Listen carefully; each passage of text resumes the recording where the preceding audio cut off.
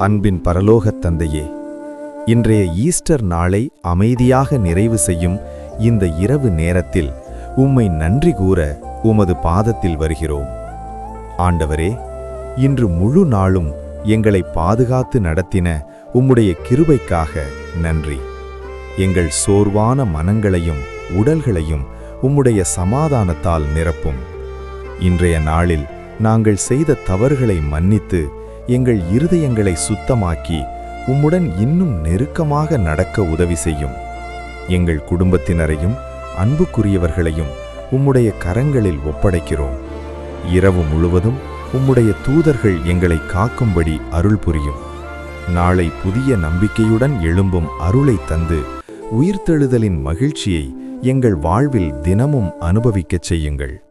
உம்முடைய சமாதானம் எங்கள் உள்ளங்களிலும் இல்லங்களிலும் நிலைத்திருக்கட்டும்.